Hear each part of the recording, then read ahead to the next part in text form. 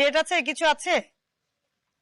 সবচেয়ে বেশি অভিযোগ জানেন মানুষ হতাশ যে আপনাদের এই যে এইসব কেক নিয়ে, এগুলো শিশু খাদ্য, মানে বাচ্চারাই তো বেশি খায় মূলত। আসলে বড়দের তো এই বার্থডে কেক খাওয়ার কম, বাচ্চাদেরই আগ্রহ বেশি পেস্ট্রি বা বার্থডে কেক।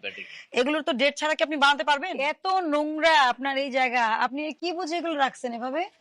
যেটা বাতিল সেটা তো বাতিলই, এত ভয়ঙ্কর, এটা কেন রাখছেন এখানে এগুলো? এই কতদিন ধরে রাখছেন এখানে? না এটা পরশুদিন করছি। এটা পরশুদিন করছেন? আপনার যদি মনে হয় আপনি ফেলে দিবেন, এগুলো রাখছেন কেন? এটা কি মাছের তরকারি? মানে এই অবস্থায় আপনারা কেক সংরক্ষণ করছেন, আবার কি রাখছেন আমি বুঝতে পারছি না।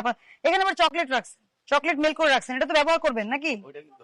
এই চকলেট ব্যবহার করবেন?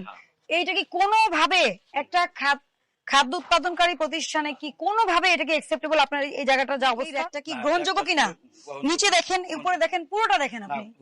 আসলে শুনেন, নিরাপদ খাদ্য আইন কিন্তু অনেক কঠিন আইন, আপনাদেরকে বুঝতে হবে। আমরা ভোক্তা অধিকার আইনের সাথে নিরাপদ খাদ্য আইনের খুব ক্লোজ কানেকশন। বিএসটিআই, ভোক্তা অধিকার আইন আর নিরাপদ খাদ্য আইন। নিরাপদ খাদ্য আইন আপনি না মানলে ভোক্তা অধিকার আইনও জরিমানা হয়, নিরাপদ খাদ্য আইনও জরিমানা হয়। এবং নিরাপদ খাদ্য আইনে কিন্তু জরিমানার পরিমাণ অনেক বেশি।